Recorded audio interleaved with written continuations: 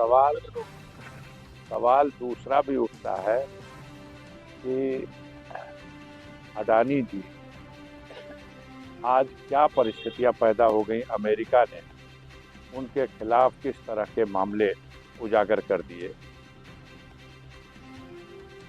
जहां तक संभल की घटना का सवाल है वो बहुत दुर्भाग्यपूर्ण है, बहुत दुखद है।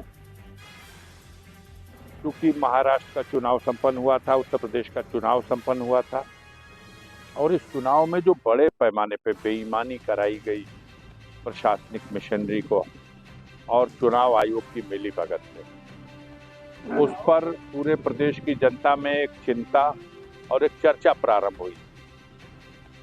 संभल की घटना,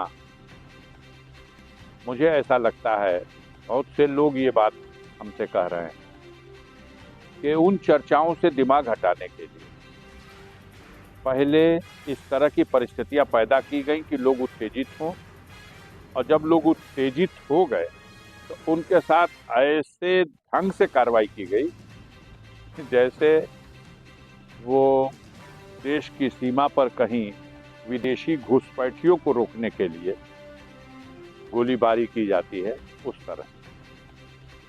तो ये देखने में आ रहा है, पिछले दिनों तो चुनाव में जब मतदाताओं को भी, महिला मतदाताओं को रोकने के लिए पिस्तौल निकाल के दौड़ाया जा रहा था।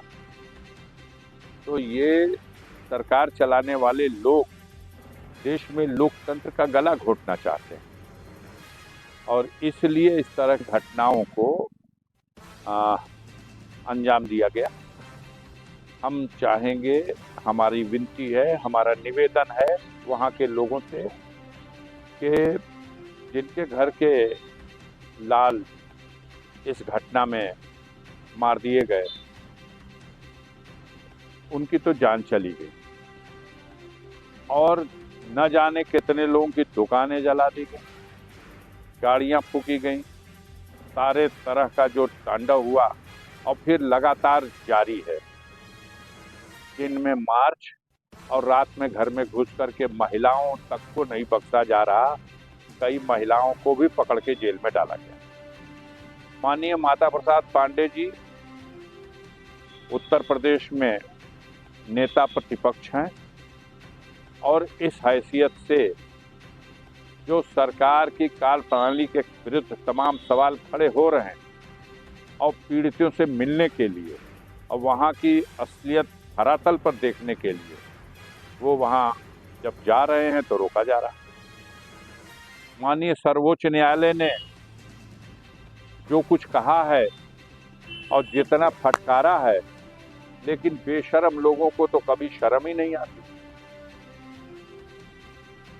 और आए दिन मनमानी करने पे आमादा है।